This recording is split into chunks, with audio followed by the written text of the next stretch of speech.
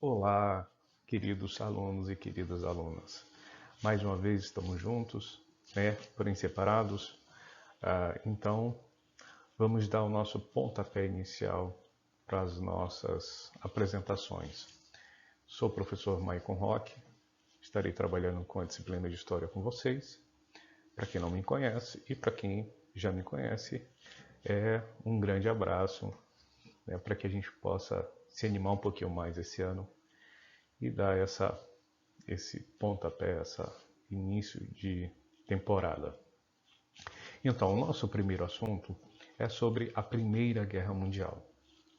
E para que a gente possa trabalhar, entender um pouco mais sobre a Primeira Guerra Mundial, a gente precisa entender também os antecedentes. Esses antecedentes são fatos ou fatores que ocorreram antes do fato principal. Ou seja, o nosso fato principal a ser estudado é a Primeira Guerra Mundial, que eu vou tratar isso em outro vídeo com vocês. Esse primeiro vídeo que eu vou fazer é apenas dos fatores antecedentes. Então, na verdade, o próximo slide, a próxima gravação que eu falei para vocês, ou o vídeo indicado para vocês, será sobre especificamente os acontecimentos da Primeira Guerra Mundial. Esses aqui, basicamente, são os antecedentes. Antecedentes são o quê? São todos os fatos que contribuíram de alguma forma para o acontecimento estudado. Ou seja, aqueles fatores que levaram definitivamente, que contribuíram para, no nosso caso aqui, no nosso caso estudado, a Primeira Guerra Mundial. Então, quais são um dos fatores? Nós temos a Revolução Industrial. Mas você pensa, poxa, mas a Revolução Industrial que aconteceu lá na Inglaterra, o que tem a ver com a Primeira Guerra Mundial? Então, a gente tem que entender que não é a Revolução Industrial ou a Primeira Guerra Mundial, a Segunda Guerra Mundial, elas não são acontecimentos isolados.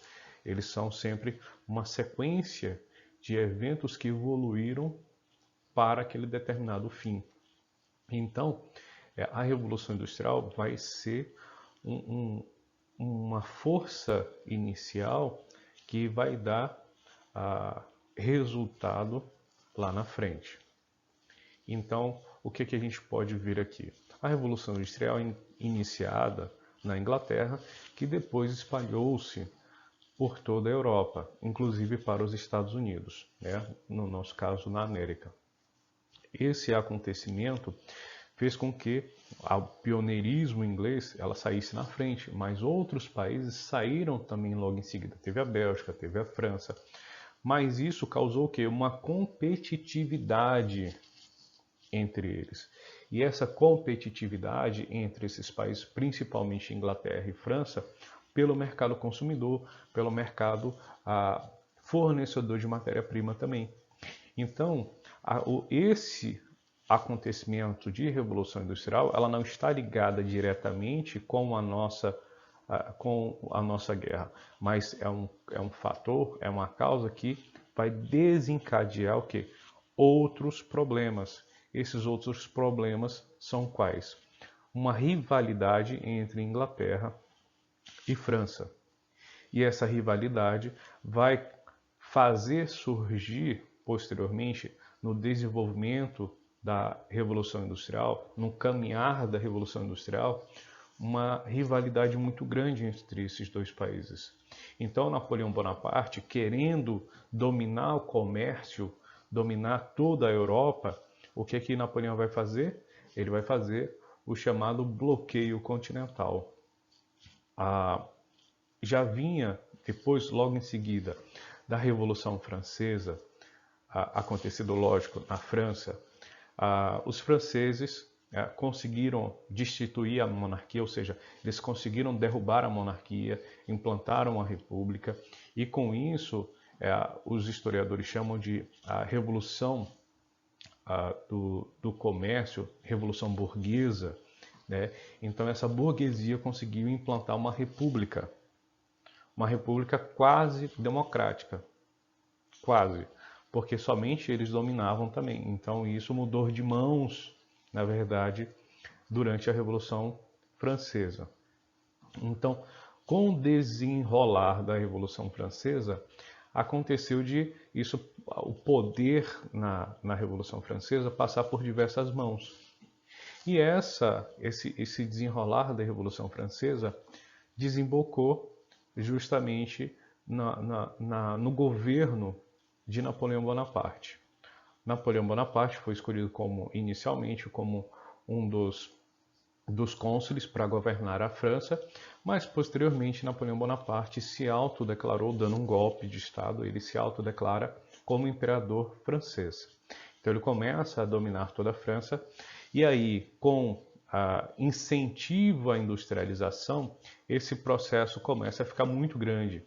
Então ele começa a vislumbrar, ele começa a desejar justamente dominar o comércio em toda a Europa. Então, para isso, ele precisava o quê? Ele precisava isolar justamente a Inglaterra. Por isso que ele declara o bloqueio continental. É o bloqueio do continente de qualquer país pudesse fazer comércio com a Inglaterra e a Inglaterra, obviamente, fazer comércio com qualquer país do continente. Então, ele começa justamente a ameaçar qualquer país que continue ou queira ainda praticar o comércio com a Inglaterra, e aquele país que quisesse ainda fazer comércio, praticar o comércio com a Inglaterra, ele seria invadido. Foi no caso a Espanha, foi no caso Portugal. Então ele começa a invadir os países. No final das contas, isso não vai dar muito certo, porque ele vai acabar fazendo muitas frentes de batalha e acaba perdendo esse processo, né, da guerra do bloqueio continental. Mas, para quê? Qual era o objetivo? Esses e outros conflitos ocorreram devido à disputa por territórios. Ou seja, o que tinha nesses territórios? Por exemplo, um território que será muito disputado será uma região fronteiriça entre a Alemanha e a França. Por quê? Esse território entre a Alemanha e a França chama-se Lorena-Alsácia, ou Alsácia-Lorena, tanto faz. Então, esse território ele era muito rico em matéria-prima. E que matéria-prima é essa? O ferro mais o carvão mineral. Mas por que tanto interesse no ferro e no carvão mineral? Porque o ferro mais o carvão mineral, você faz uma indústria de transformação. Que indústria de transformação é essa? Você vai poder transformar o produto ferro com a ajuda do fogo, do carvão mineral, você vai transformar em máquina. E essa máquina vai poder produzir o que você quiser. E naquele período que eles estavam, era justamente o período da produção de tecidos. Então, eu precisava, quanto mais máquina eu tenho, mais eu produzo. Quanto mais eu produzo, mais eu vendo. Quanto mais eu vendo, mais eu lucro. Então, eram os três elementos que eles sempre precisavam, né? Eles estavam sempre em busca dos três elementos. Então, agora é uma corrida cada vez mais rápida pelos três elementos. E esses três elementos que a gente vai falar daqui a pouquinho. A gente já fala. Que é justamente a matéria-prima. Essa matéria-prima, como a gente já falou, é sempre em busca do ferro, do carvão para a indústria de transformação, ou seja, é para transformar isso em máquina. A mão de obra barata é o segundo elemento. Então, quando você invade um país, você transforma aquela população em uma mão de obra barata. Você não vai fazer ele de escravo, né? Porque agora você precisa que essa mesma mão de obra barata, ela é barata, mas ela recebe um salário. E ao receber um salário, ela também será o que? O mercado consumidor dos produtos que ela acabou de produzir. Então, agora não é mais invadir um país e transformá-los em escravos, é transformá-los em trabalhadores de mão de obra assalariada de baixo custo. Então, isso será chamado de neocolonialismo, certo? Esse resultado a longo prazo. E o que é o neocolonialismo?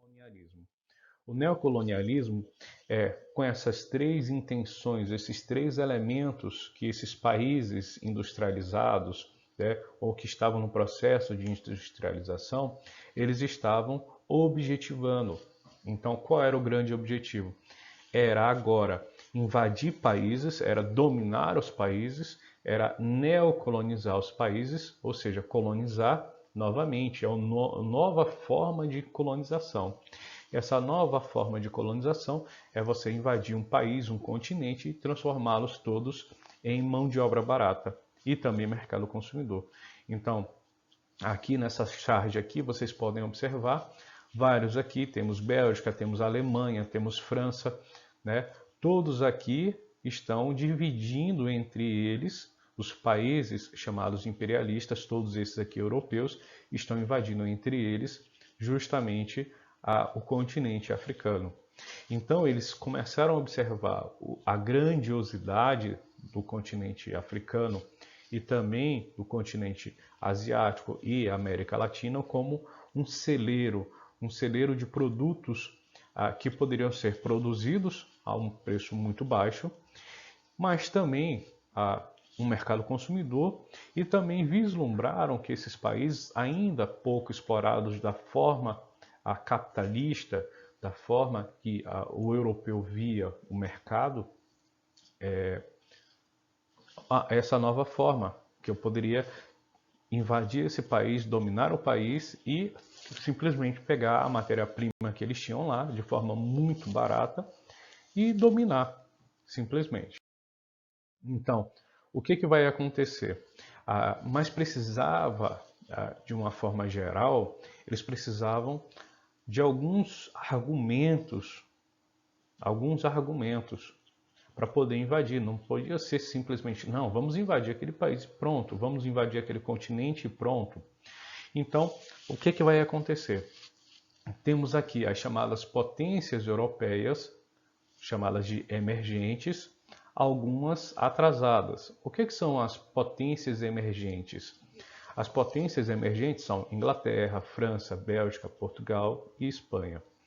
Só para voltar um pouquinho lá para Napoleão, ele acaba, como eu já falei, só citei um pouquinho, mas só para ficar bem claro, Napoleão perde a batalha, perde várias batalhas, perde a guerra e acaba destituído do poder. Então assim ocorreu o fim do bloqueio continental e eles começam a pacificar posteriormente a Napoleão, eles passam a pacificar a França. Então a França começa agora novamente a se transformar numa grande potência, não concorrendo diretamente com a Inglaterra, ou seja, sem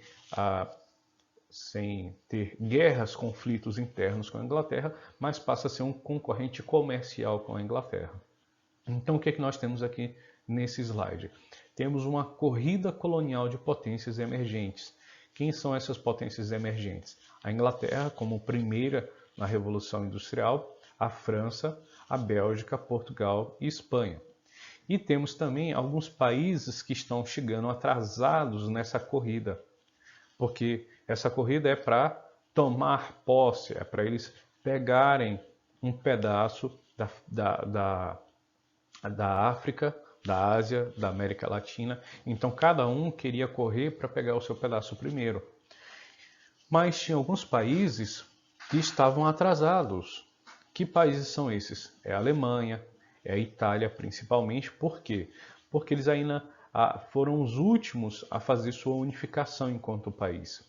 Eles eram espécies de pequenos principados, pequenos reinos, e eles não tinham a ideia de país propriamente dito, de uma única nação.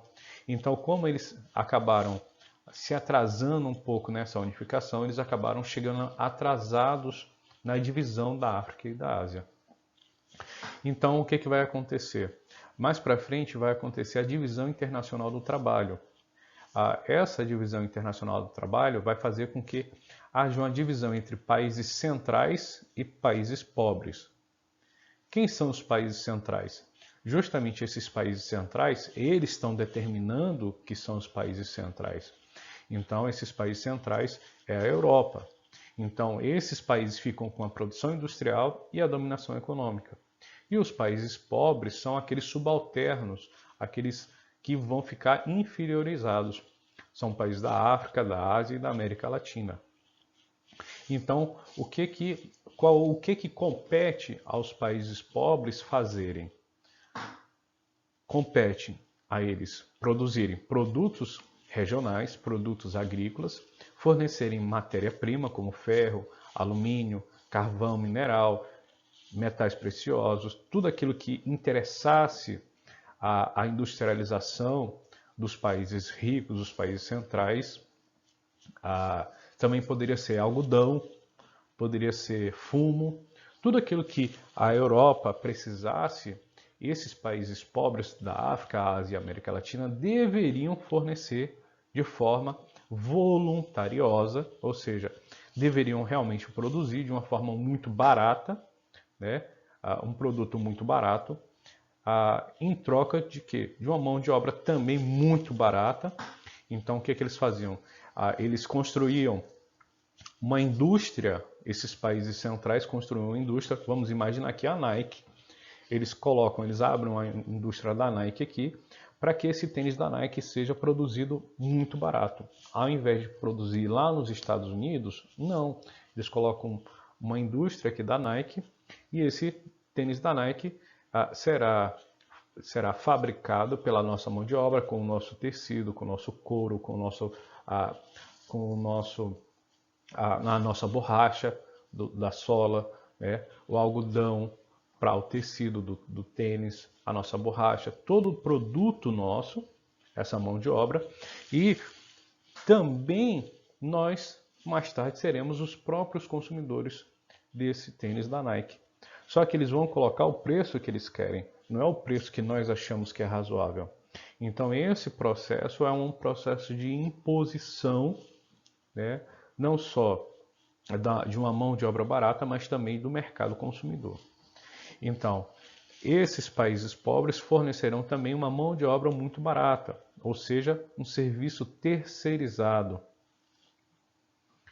E esse mesmo país ou esse mesmo continente será o mesmo mercado consumidor, porque todo mundo precisa se vestir, precisa se calçar, precisa disso, precisa daquilo, precisa de produtos industrializados hoje no nosso modo de viver. Então, esse modo de viver ele começa a ser imposto para nós. Então, dessa forma, eles começam a empurrar esses produtos industrializados. Então, quais são os 3 objetivos dos países ricos ou países imperialistas? É a dominação dos 3 elementos da industrialização. Não esqueçam, os 3 elementos vão estar sempre ligados. Quais são esses 3 elementos da industrialização? Eles sempre objetivam as matérias-primas, mão de obra barata e o mercado consumidor das regiões dominadas. Certo? Então vamos para o próximo slide. Então, continuando aqui, só para ficar bem claro para vocês, os objetivos é a mão de obra, matéria-prima e mercado consumidor. Mão de obra barata e abundante, matéria-prima como carvão mineral, ferro, petróleo, gás, algodão, ouro. Então tudo isso faz parte de uma gama de elementos da matéria-prima. E o terceiro é o mercado consumidor. A mão de obra assalariada também é o próprio mercado consumidor. Então eles precisavam cada vez mais alcançar mais mercado consumidor. Qual era o resultado esperado do neocolonialismo ou imperialismo? Aumentar as posses dos países imperialistas sobre as matérias-primas necessárias para a expansão industrial, como também a expansão comercial. Além de expandir o mercado consumidor, dominando as regiões pouco exploradas comercialmente anteriormente. No caso, a África e a Ásia, eles foram por muito tempo explorados apenas como matéria-prima. Mas agora eles perceberam que, além da matéria-prima, eles podem vender esses produtos industrializados para esses mercados consumidores. Então, o que vai acontecer? Teremos uma grande consequência ou várias consequências. Que consequências serão essas? a corrida armamentista. E o que é essa corrida armamentista? Então, para que um país dominasse a determinada região da África, da Ásia, dominasse aquela região, o que ele precisava? Ele precisava se armar para prevenir de qualquer outro que quisesse invadir aquele seu pedaço de terra, né? Então, quando a França, Espanha, Portugal, Bélgica, Inglaterra começa a se armar, então ele começa a proteger suas fronteiras, né, dentro do continente africano e asiático e da América Latina. Então, para proteger essas fronteiras, ele precisa se armar. Então, acontece justamente a corrida armamentista. Não foi declarada guerra a ninguém, ninguém está em guerra, mas também eu preciso me prevenir, porque é aquela história, é melhor prevenir do que remediar. Então, essa corrida aconteceu entre várias potências econômicas, que no caso as potências europeias, colonialistas, as potências europeias e colonialistas. Esse processo ficou conhecido como paz armada. Veja bem como é interessante esse nome, paz armada. Então, o que é que acontece? Ninguém está entrando em conflito, mas se caso acontecer, eu já estou armado justamente para prevenir de eu perder o meu pedaço de terra, né? Eu perder a minha colônia na África, na Ásia ou na América Latina. Então, foi uma corrida muito intensa. Então, esse neocolonialismo, aqui eu vou deixar posteriormente para vocês, se vocês quiserem saber um pouquinho mais sobre o neocolonialismo, porque não é o foco central aqui da nossa conversa. Mas se vocês quiserem, vocês vão poder aprender um pouquinho mais sobre o neocolonialismo, que é muito interessante esse slide. Eu vou deixar posteriormente para vocês e vocês podem acessar. Mas aqui tem alguns tópicos aqui que esclarecem um pouco, justamente um pouco o que é esse neocolonialismo. Aí ele pergunta o que foi o neocolonialismo? O que foi a Conferência de Berlim? A África. Então aqui temos a Ásia. Essa Conferência de Berlim, o que foi? Justamente quando você estuda o neocolonialismo, você começa a perceber que essa paz armada vai ter que ter um acordo entre eles. E esse acordo vai ser resultante na Conferência de Berlim, onde todo mundo vai dizer qual é o seu pedaço. Eu simplesmente eu cedo esse pedaço, eu não cedo aquele ali é meu, esse aqui eu não abro mão. Então cada país ali estava dizendo na Conferência de Berlim com que pedaço realmente ficava. Eu não abro mão de um rio, eu não abro mão das colinas, esse campo aqui eu não quero abrir mão, ou eu abro mão desse em troca daquele outro. Então tudo isso foi discutido na Conferência de Berlim. Vocês podem posteriormente acessar, que vai ser muito legal, vocês vão entender um pouco mais. Então, o continente africano. A África, 90% de todo o continente africano foi dominado pelos europeus. Então, cada pedacinho desse aqui, então o que você vê aqui? A Alemanha no verde escuro, então ele domina o verde escuro. Então, cada partezinha do verde escuro, quem domina é a Alemanha. A Bélgica, em que parte a Bélgica domina? Toda a parte laranjada escura. A Espanha, o mais escuro, o vermelhinho mais escuro.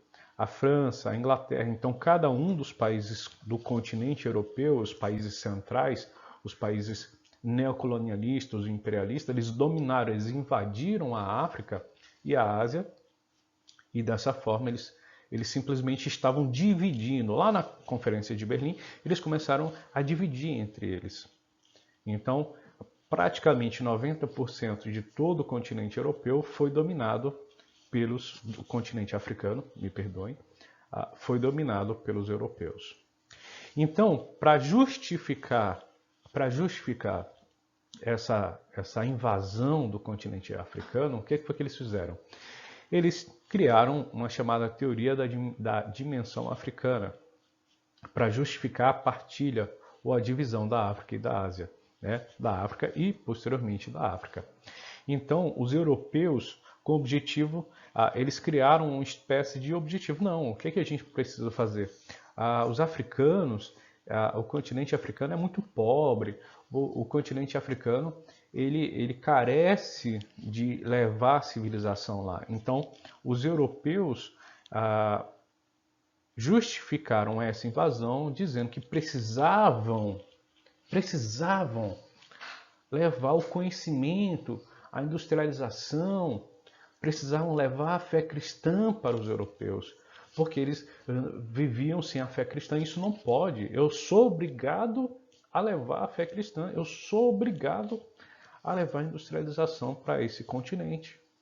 Então, eles diziam que era uma questão moral, era uma questão de honra para o europeu levar essa civilização para o continente africano. Lógico, houve uma grande resistência na África. Essa resistência resultou em vários conflitos, resultou em várias batalhas, várias guerras entre africanos e entre europeus e, posteriormente, entre os próprios africanos. Hoje é um resultado muito grande ainda, que nós vemos de vez em quando na televisão, uns países africanos matando a si mesmo. Vários africanos lutando, combatendo entre eles. Por quê? Porque, veja bem, vamos pegar aqui no caso da Etiópia, certo? A Etiópia, ele era independente, ficou aqui independente. Mas vamos pegar aqui o Sudão, certo? O Sudão. Só que o Sudão, antes de ser Sudão, ele não era Sudão. Ele era um território amplo, aberto, ele não tinha fronteiras. Aqui moravam, nessa vasta região aqui, moravam diversas tribos diferentes, inclusive tribos inimigas. Então, o que foi que ocorreu? Quando o país dominante daqui do Sudão chegou, então o que foi que ele fez? Como ele queria muita mão de obra barata, o que foi que ele fez? Ele criou essa fronteira, certo? Cercou e colocou todo mundo junto. Mas quem é esse todo mundo junto, pessoal? Esse todo mundo junto é nações amigas, simplesmente tribos amigas e tribos inimigas. Então até hoje eles brigam porque foi criado um país com todo mundo dentro. Então, tribos inimigas colocadas lado a lado, tendo que conviver dia após dia entre eles. Você já imaginou você viver com um cara que no passado matou seu avô, seu pai, sua mãe, seu irmão, seu filho? Você tem que conviver pacificamente com ele? Isso não dá certo. Então, foi isso que acabou acontecendo como dessas consequências diretas para o continente africano. Então, voltemos aqui para a resistência da África. Foi criada a teoria do darwinismo social. Olha só que lindo! Esse darwinismo social, que foi criado a partir de 1948, vai surgir justamente a ideia do apartheid. É um outro assunto para a gente falar num outro episódio. Só dar um sketchzinho sobre darwinismo social para vocês. O darwinismo social, ele cria uma espécie de evolução das espécies. Uma evolução das espécies. O que é essa evolução das espécies? Ele cria uma escada em que o europeu é superior, o africano, o asiático ou o latino-americano ele é inferior. Então, o darwinismo social vai falar o quê? Não, esse superior, o homem branco europeu, deve dominar o africano, deve ser sempre superior ao africano, deve ser sempre superior ao asiático e deve ser sempre superior ao latino-americano. Mas e se eu não quiser? Justamente, lembra da paz armada? Lembra da corrida armamentista? Então, justamente eu vou defender essa ideia a partir do que? A partir justamente das armas. Então, eu vou estar sempre impondo através das armas. Então, aqui nós vemos uma charge que é o colonialismo, o que foi antes, lá na época da escravidão, com o neocolonialismo. Então, o que é que você pode ver aqui? No colonialismo, o africano era o escravo, sempre armado com alguma coisa. No neocolonialismo, o africano vai ser o trabalhador. Então, são as novas formas de dominação efetivamente feito pelos países europeus em relação principalmente aos países africanos, que aqui tem na charge. Na Ásia, eles também impuseram essa forma de dominação na Ásia. Então, na Ásia, essa dominação aconteceu ali na Ásia, no Oriente Médio, e resultou em grandes confrontos, grandes conflitos. Essa dominação do Oriente Médio também, principalmente pelos ingleses, resultou na disputa pelo petróleo. Já principalmente na China, que foi um conflito muito grande entre chineses e ingleses, eles queriam dominar o comércio do ópio, dos opiáceos, esse domínio sobre o comércio do ópio, porque antigamente o ópio era muito utilizado pelos chineses de forma legal, era uma coisa cultural. Então eles queriam taxar esse ópio. Então é igual você taxar o cigarro, como era nas Américas. Então você começa a taxar aquilo que eles usam normalmente. No Japão, na era Meiji, a dominação das matérias-primas da mão de obra do mercado consumidor. E na Índia, eles tiveram a revolta dos cipaios, que queriam dominar, justamente os ingleses queriam dominar o comércio do chá. Então aqui, nessa charge aqui, você tem possivelmente aqui um chinês, né, um asiático, e aqui você vê simplesmente os grandes aqui europeus. Aqui você vê os grandes europeus tentando aqui dividir a China. Então, o chinês aqui reclamando que não deveria ser feito isso, e eles estão discutindo aqui um japonês aqui, porque, de certo modo, o Japão, apesar de também, naquele momento, ele não dispunha de tanto, ele não é tão famoso assim, né? Ele não tem tanto poder, mas já tem um certo poder. Então, aqui, com Barrete, temos aqui a França, representada pela mulher, aqui olhando por cima do ombro, aqui vendo aqui que parte lhe cabia. Então aqui é muito forte essas charges para que a gente possa entender esse período. Adiante. Nós temos aqui na América Latina, temos aqui a dominação principalmente dos Estados Unidos, aqui o tio Sam, né, muito representado pelo chapeuzinho e tal, muito colorido com as cores dos Estados Unidos. Temos aqui, lógico, que esse processo não é de um dia para outro. Então, o que é que nós temos aqui? Doutrina Monroe e o Big Stick. O que seria essa doutrina Monroe? É quando os americanos, os norte-americanos, começam a impor a sua fortaleza, começam a impor justamente o seu fortalecimento comercial. Então, como os europeus estão muito voltados para a própria Europa, para a disputa entre eles, e também a disputa pela África e pela Ásia, então os Estados Unidos começam a perceber, nossa, poxa, mas ninguém está aqui disputando comigo aqui na América. Então ele começa a crescer. Veja bem que ele está alargando os passos aqui até a América do Sul. Então aqui ele começa o domínio pela América Central e depois estica até a América do Sul. E aqui temos o grande porrete aqui na mão, que é muito interessante, que é o que? É baixar a porrada em quem quiser se intrometer. Principalmente aqui a gente está falando dos países europeus.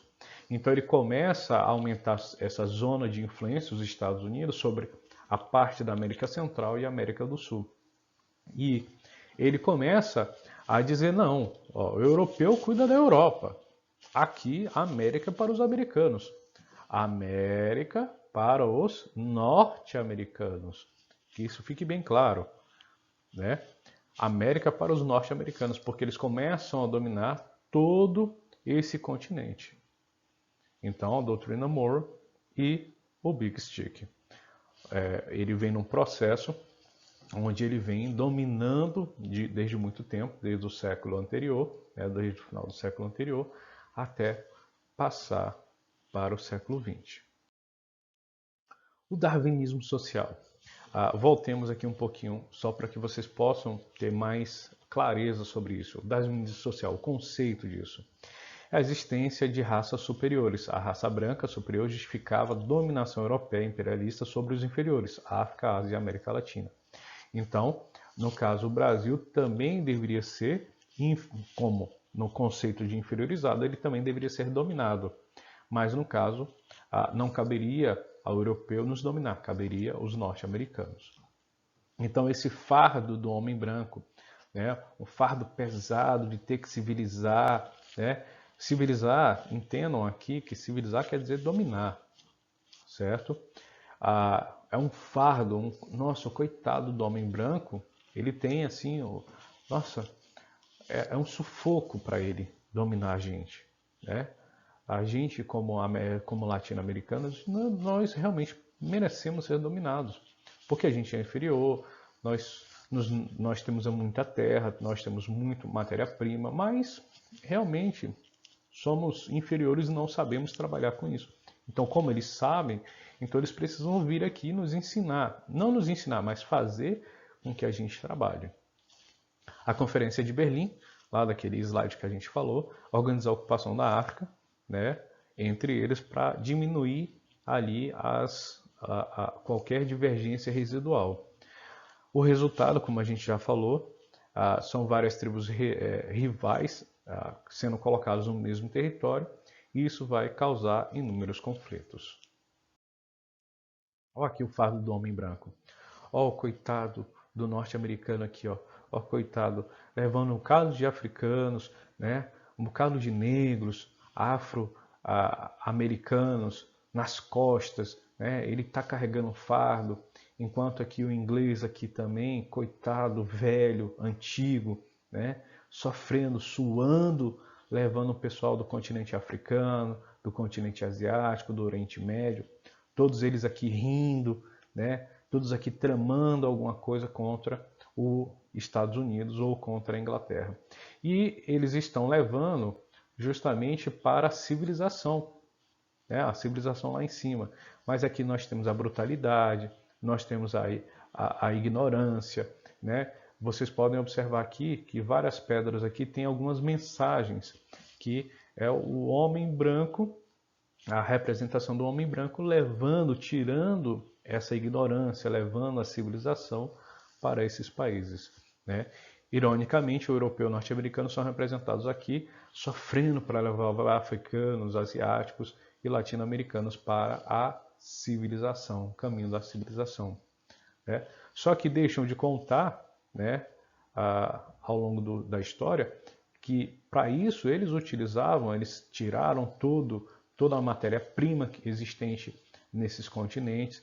Ninguém fala aqui nesse fardo do homem branco, por exemplo, que vários foram utilizados como mão de obra trabalhadora, não escrava, mas assalariada, onde eles tinham que trabalhar 12, 14, 16, 18 horas por dia por um salário praticamente miserável. Todas essas críticas aí. Outro fardo do homem branco, você podem observar aqui que temos aqui um indígena, que o indígena está até com um livro de cabeça para baixo, né? O negro, ele sendo colocado para os serviços subalternos, enquanto os brancos aqui são separados, são elitizados, onde todos aqui são organizados, né? Nós temos aqui um outro indígena aqui chegando para a sala de aula, e aqui o homem branco dos Estados Unidos tendo aqui que civilizar essa população aqui, essa civilização, essas pessoas da América Central, principalmente, porque eles eram vistos como os negros, né? Se você pensar, Haiti e Jamaica são pessoas afro-americanas, né, que vieram do período da colonização. Então, para adiantar, temos aqui o fardo do homem branco, Estados Unidos ou o europeu, tendo o fardo de levar a religião cristã, a educação, as práticas alimentares e até mesmo as noções de higiene aos selvagens. Simplesmente nós, como latino-americanos, nós éramos nesse período vistos como selvagens ainda da coisa da pré-civilização. Então, esse fardo, essa difícil missão era de trazer a civilização, né, e trazer benfeitorias aos povos. Então essas pessoas que vão ser beneficiadas, que no caso aqui essas pessoas aqui, essas crianças, elas são vistas como metade criança e metade demônios, né? É uma coisa muito porque assim, quando você não aceita a civilização, você é atrasado, você é similarizado até ao demônio. Aqui nós temos outra charge, aqui nós temos um boxer, nós temos um chinês em cima de um dragão, que se a gente observar, o dragão mesmo não existe, mas é uma mitologia aqui. Nós temos aqui algo, seja mítico, contra algo real. Algo real que é o quê? É esse sujeito aqui trazendo um progresso, norte-americano trazendo progresso, é o Porsche, é o livro, é o carro, é o canhão. Então, eles precisam lutar contra esse atraso aqui, que é uma coisa muito radical. Guerra Franco-Prussiana. Então, lá atrás a gente já tinha falado sobre as disputas entre os franceses e os alemães. Então, eles disputaram por muito tempo essa região da Alsácia-Lorena. Então, essa região aqui era muito rica em carvão mineral e ferro. Então, isso fez com que houvesse ainda uma animosidade entre os franceses e os alemães. Tá? A vitória sendo alemã, eles ficaram com a região da Lorena e Alsácia, anexaram a Alemanha, mas posteriormente foi devolvida, mas muito posteriormente. Então aí tinha um conflito armado entre esses dois países. Pan-germanismo, outro tópico muito interessante para que a gente possa entender mais na frente. O que é o pan-germanismo? Era uma ideologia e movimento que visava agrupar em um único Estado, em um único povo, né, como se fosse uma espécie de nação, todos os povos de origem germânica. Então, o que era isso? A região da Prússia, a região da Alemanha, a região da Áustria, da Hungria. Então, uma ideia do pan-germanismo era unir todos os povos de origem germânica. Se a gente lembrar um pouco lá para trás, lá para o primeiro ano, a gente vai lembrar dos povos germânicos, aqueles povos bárbaros, né? Os Völkerwanderungens, né? Que a gente já falou algum dia lá atrás, lá no primeiro ano. Então, essa ideia era unir todos os germânicos para criar uma espécie de grande país. E quais foram as consequências disso, do pan-germanismo? As tentativas dos países de origem germânica se agruparem, Alemanha, Prússia, Reino Austro-Húngaro, num único reinado visando a unificação e expansão de seus domínios e influência sobre a Europa e possíveis áreas das regiões dos Balcãs, África e Ásia. Ou seja, qual era a intenção? Era unir todos os países e, quando eles estivessem unidos num grande país, ser uma superpotência. E essa superpotência poderiam facilmente dominar as regiões que tivessem estrategicamente algum objetivo. Ou seja, nos Balcãs eles teriam, por exemplo, a região onde é rica em petróleo, rica em ferro, rica em carvão vegetal ou mineral. Na África, na Ásia, que é o grande mercado consumidor. Então isso vai dar uma origem, posteriormente, a uma aliança econômica dos países. Lembra dos países atrasados que eu falei lá no slide passado? Esses países atrasados tinham a ideia de se unir, não só no pan-germanismo, mas também fazer uma aliança econômica. Essa aliança econômica daria mais força para eles. Então, essa aliança econômica dos países atrasados. Essa aliança foi chamada de Tríplice Aliança. Essa Tríplice Aliança está aqui encabeçando a Alemanha, o Reino Austro-Húngaro e a Itália. Como eu já falei, e não custa lembrar, a Itália e a Alemanha fizeram a sua unificação de forma tardia. Então a gente vai um pouquinho mais para frente, a gente vai falar sobre a Rússia. A Rússia, economicamente, ela passava por algumas dificuldades. Por quê? Porque a Rússia, com intenção, apesar de ser muito atrasada, ela tinha muito dinheiro, ela era muito rica. Só que o reinado, o czar Nicolau II, que é no caso que é o grande foco central aqui na nossa explicação, ele queria participar desse processo de divisão da África e da Ásia. Ele queria estar nesse processo de divisão do mundo entre eles. Então ele acabou se envolvendo em vários conflitos externos. Se envolveu no conflito contra o Japão, se envolveu num conflito contra o Reino Austro-Húngaro, se envolveu em conflitos internos contra a classe trabalhadora. Então tudo isso economicamente vai minar a economia da Rússia.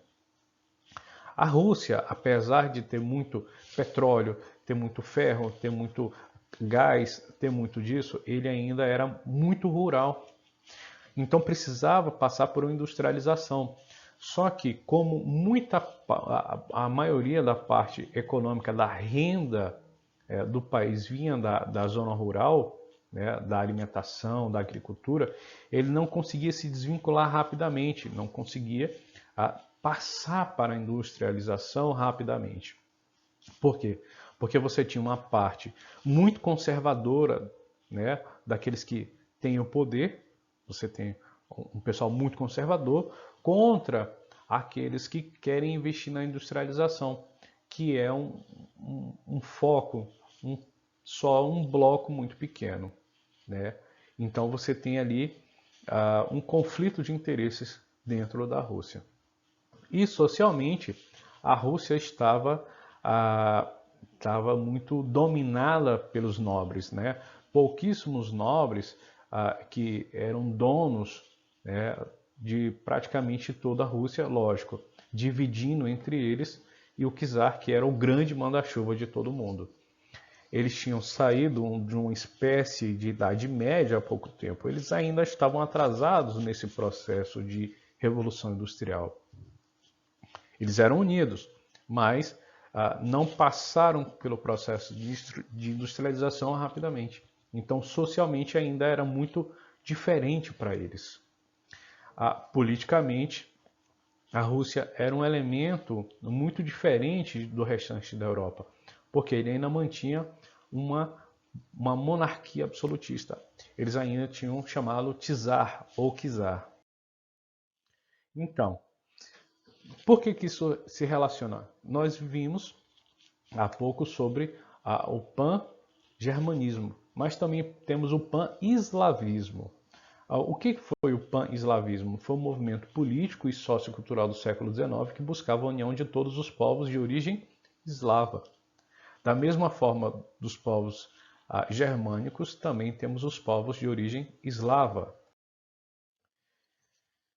Então, o que é o pan-eslavismo? Era uma política estimulada pela Rússia, que defendia a união de todos os povos de origem eslava da Europa Oriental sob a tutela da Rússia. Então a Rússia, querendo ou não, ela tinha um grande interesse nisso, porque a ideia é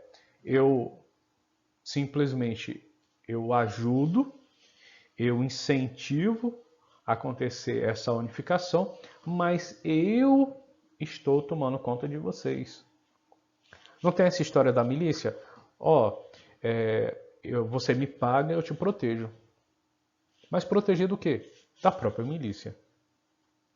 Ou de qualquer outro. De repente, se um bandido quiser aqui te roubar, se você pagar uma mensalidade, eu protejo vocês. Então é mais ou menos isso o que a Rússia quer fazer. No entanto, havia regiões como Sarajevo, a Bósnia e Herzegovina, que estavam sob domínio do Império Austro-Húngaro. Ou seja, apesar de ser da região da eslava, que teoricamente pertenceria ao domínio dos russos, a Bósnia, Sarajevo, essa região, ela estava sob o domínio do Império Austro-Húngaro, que era aliado da Alemanha, que era aliado também da Itália. Então, esse processo de influência desencadeou um conflito armado entre nacionalistas eslavos da região dominada pelo Império Austro-Húngaro. Então, começou a acontecer uma rivalidade, começou a acontecer uma tentativa de independência desse próprio povo eslavo contra a dominação do reino austro-húngaro. Então, esses conflitos foram insuflados pela Rússia, ou seja, ela começou a incentivar, começou a armar essa população para se tornar independente, mas se tornar independente do Império Austro-Húngaro para tornar-se dependente da Rússia. Mas, enfim, esses conflitos acabaram resultando no quê? No assassinato do arquiduque Francisco Ferdinando, que era o principal governante, né, sucessor da Casa Real da Áustria-Hungria, e acabou sendo assassinado. E isso vai desencadear o quê? A Primeira Guerra Mundial. Esse será o estopim. Por quê? Porque a Rússia estava simplesmente insuflando, incentivando esse conflito. E ao mesmo tempo, do outro lado, temos quem? Temos o Reino Austro-Húngaro, que está dominando a região de Sarajevo, a Bósnia-Herzegovina, a região dos Balcãs, né? Protegido, ou seja, incentivado também com seu amigo, né? Seu amigo, sua irmã amiga, sua irmã, a nação irmã, que é a Alemanha, né? Porque eles são povos germânicos, então eles deveriam se ajudar. E estavam na Tríplice Aliança. Então isso vai desencadear, né, o que chama sempre o estopim da Primeira Guerra Mundial. Foi o quê? O assassinato do arquiduque Francisco Ferdinando. Sempre é essa mesma questão que cai. Não tem onde correr. Não tem para onde correr. Sempre será perguntada essa pergunta. Essa sempre será. Houve também, isso aqui vai ter relação com o quê? A guerra russo-japonesa. Essa guerra russo-japonesa, por que eu coloquei aqui para vocês? Porque isso vai derivar uma insatisfação da população na Rússia, e essa insatisfação da população da Rússia vai desencadear na Revolução Russa de 1917. Então, por isso que eu coloquei aqui no contexto. A Rússia tentando justamente dominar uma certa região da Manchúria, uma certa região da China, eles começaram a mandar tropas, os russos começaram a mandar tropas para essas regiões. Só que essas regiões também eram disputadas pelos japoneses, que estavam invadindo a Manchúria, que estavam invadindo regiões ali mais próximas da China, né? O Tibete, Hong Kong, e ali aquelas regiões ali também eram muito disputadas entre os países. Então, eles começaram a entrar em conflito. Então, os russos mandaram várias tropas contra os japoneses. Mas, infelizmente, os russos acabaram perdendo para os japoneses. Então, nós temos aqui a vitória japonesa. Então, a partir dessa vitória japonesa, os japoneses, o Japão começa a ser visto com outros olhos. Ele começa a ser visto como um grande império, uma possibilidade. Então, isso vai dar pé, né, isso vai dar margem lá para a Segunda Guerra Mundial. Então, por isso que eu também coloquei aqui. Essa disputa ocorreu entre 1904 e 1905. Então, o czar russo Nicolau II começava a mandar tropas. Começou a mandar tropas. E toda tropa que ele mandava morria. E a população começa a ficar insatisfeita. Por quê? Porque essa população que está morrendo eram pais de famílias, eram os trabalhadores, era a mão de obra necessária na Rússia.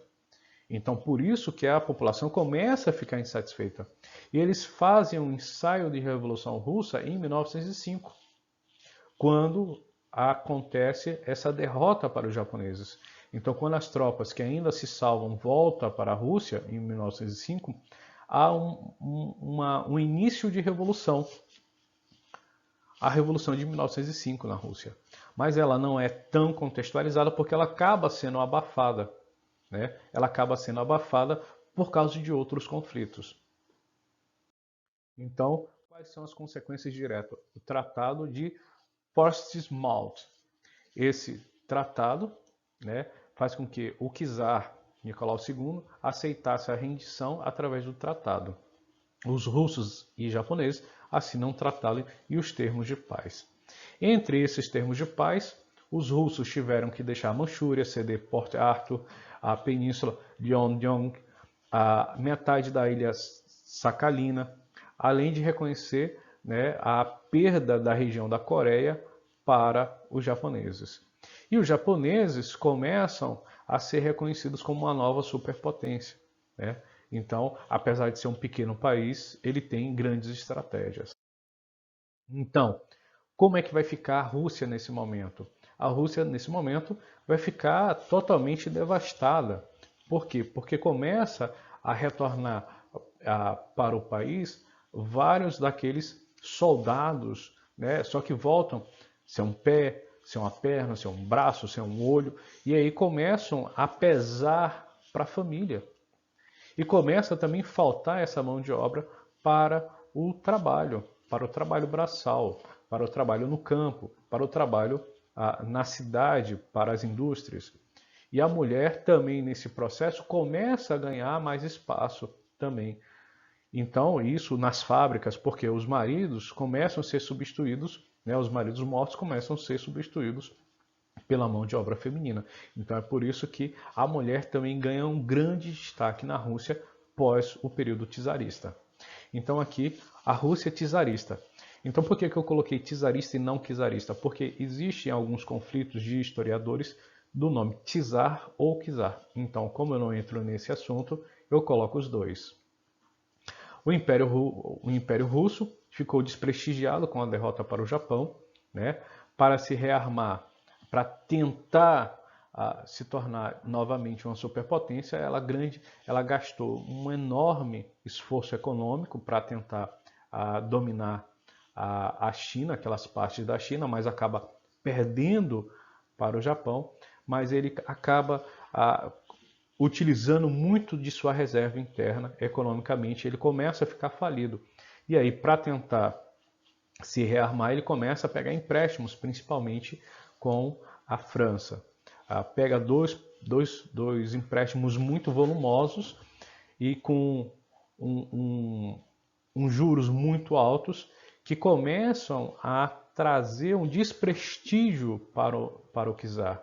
Ele começa a ficar endividado, numa política de bola de neve, e ele não consegue mais lidar com aquela situação. Então, essa monarquia czarista, né, ele não consegue mais conduzir da mesma forma. Então ele começa a vir um processo de decadência econômica. E essa decadência econômica vai consumindo o prestígio político dele. E aí, para terminar de completar todo esse processo, o czar Nicolau II, o que ele vai fazer? Ele vai começar a mandar tropas para a Primeira Guerra Mundial.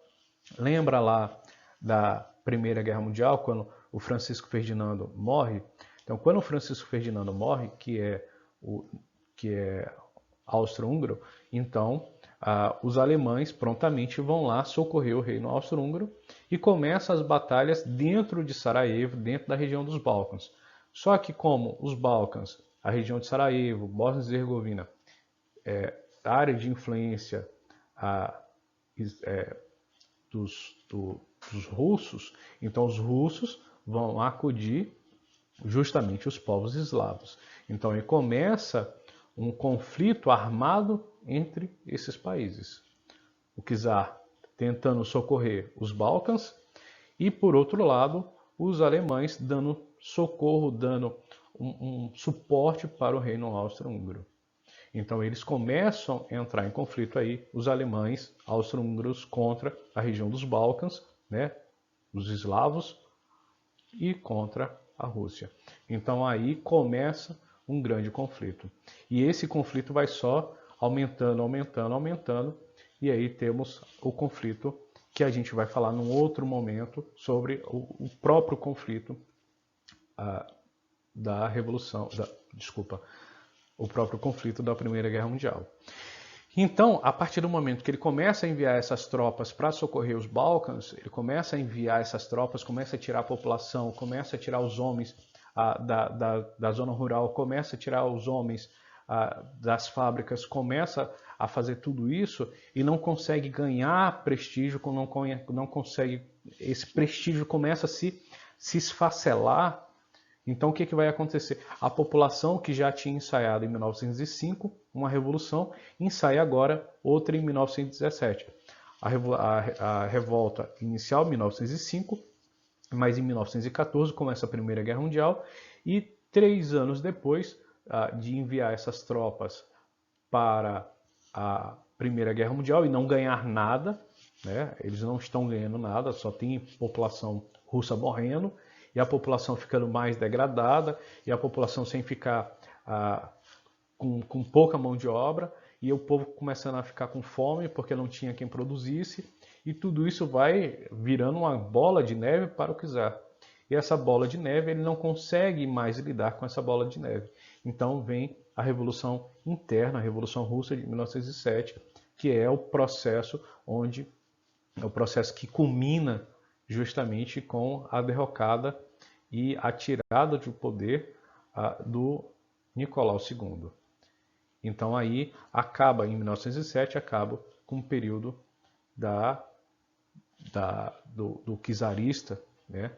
Do período monárquico imperialista do Nicolau II.